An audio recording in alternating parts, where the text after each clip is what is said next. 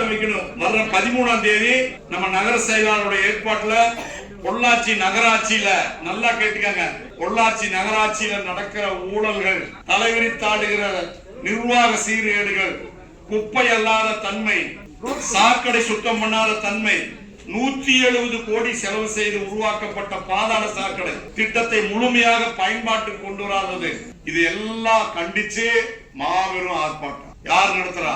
பாரதிய ஜனதா, அண்ணா திமுக, தமிழ் மாநில காங்கிரஸ், பொதுமக்கள்.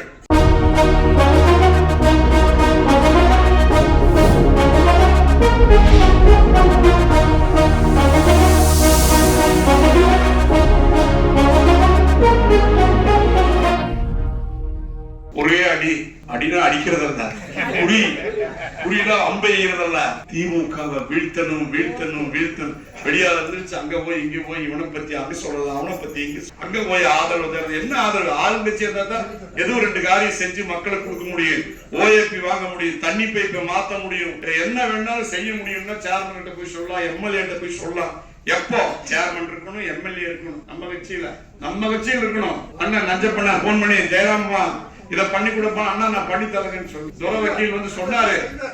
துரை வக்கீல் சொன்னாரு 7 கோடி ரூபாய் கட்டண நிதி வேணும் தான் கேட்டாரு. முனிசிபாலிட்டியில இடம் கொடுத்துட்டாரு கிருஷ்ணகுமார், கட்டண நிதி 7 கோடி மட்டும் தான் கேட்டாரு. சத்தியமா இல்லைன்னு சொல்லுங்க. இதுவரைக்கும் எந்த சேர்மன் பொள்ளாச்சியில் இருந்தவங்க இடம் கொடுத்தது கிடையாது. முதல்ல இடம் கொடுத்து சொல்லி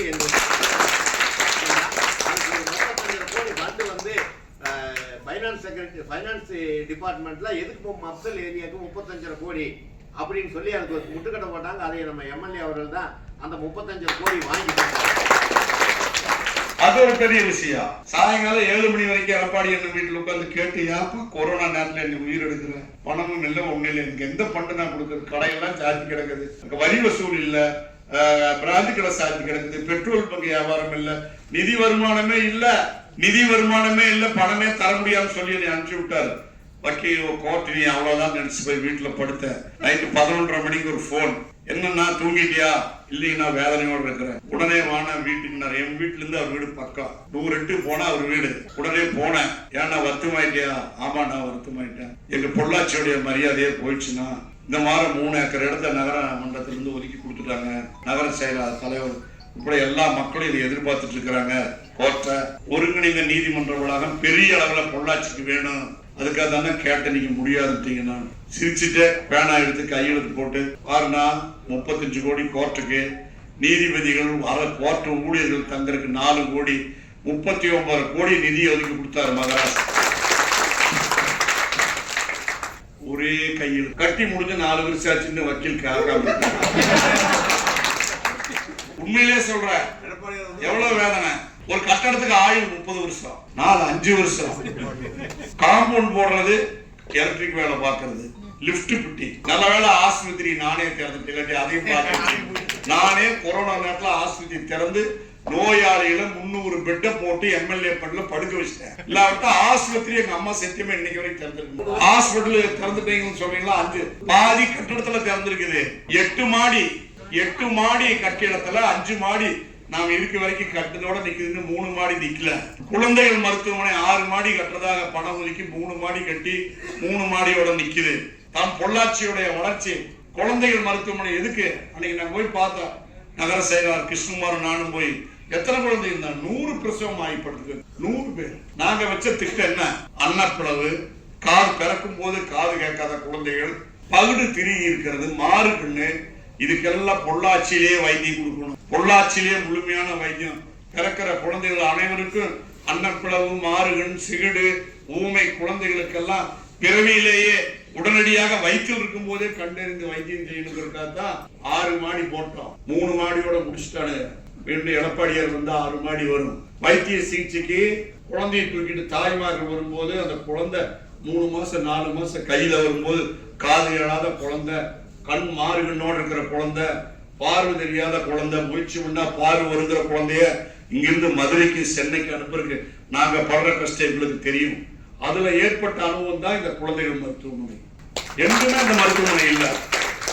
தனியா குழந்தைகளுக்குன்னு ஒரு மருத்துவமனை இருக்கிறது பொள்ளாச்சியில மட்டும்தான். மதுரை, சென்னை, பொள்ளாச்சி. அதுவும் முழுமையான வைத்தியம் தரல. இந்த இதை பத்தி இப்படி ஒரு ஆட்சி தான் நமக்கு வேணும்னா வச்சுட்டு போங்க. இதெல்லாம் எடுத்து சொல்லணும் மக்கள் நாம சொல்ல முடியாது, அவங்க தான் எல்லாம் போய் சொல்லணும், வீடு வீடு போய் சொல்லணும்.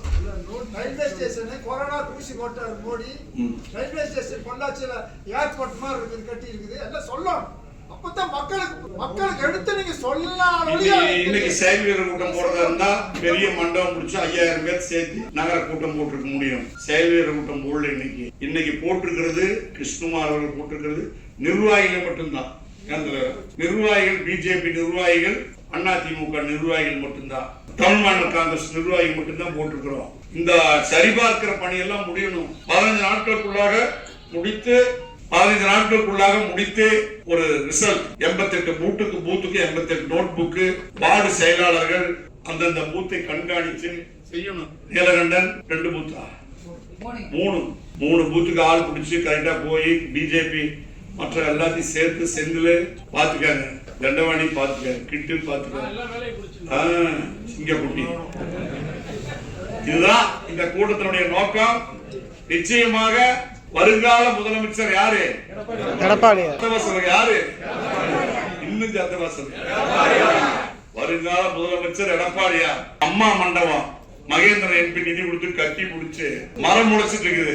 இதெல்லாம் போராட்டம் வைக்கணும். வர்ற 13ஆம் தேதி நம்ம நகர செயலாளருடைய ஏற்பாட்டுல பொள்ளாச்சி நகராட்சியில, நல்லா கேட்டுக்கங்க, பொள்ளாச்சி நகராட்சியில நடக்கிற ஊழல்கள், தலைவிரித்தாடுகிற நிர்வாக சீர்கேடுகள், குப்பை அல்லாத தன்மை, சாக்கடை சுத்தம் பண்ணாத தன்மை, 170 கோடி செலவு செய்து உருவாக்கப்பட்ட பாதாள சாக்கடை திட்டத்தை முழுமையாக பயன்பாட்டுக்கு கொண்டு வராதது, இது எல்லாம் கண்டிச்சு மாபெரும் ஆர்ப்பாட்டம். யார் நடத்துறா? பாரதிய ஜனதா, அதிமுக, தமிழ் மாநில காங்கிரஸ், பொதுமக்கள். நம்ம கட்சி மட்டும் இல்ல, எல்லா கட்சியும் சேர்ந்து நடத்தணும். அதை சிறப்பா செய்யணும். 3 பேர் மட்டும் ஸ்கூட்டர்ல வந்து 10 பேர்த்தக்க நிக்கிறோம், டீ கடை கூட்டிட்டு போயிடக்கூடாது. அன்னைக்குதான் சொந்த பந்தம் எல்லாம் வரும். பார்த்துட்டு 4 பேருக்கு கை பிடிச்சி விழுந்துட்டு டீ சாப்பிட கூட்டிட்டு போயிடுவோம். சொல்லி ஒரு கெதி கிளம்புறோம்.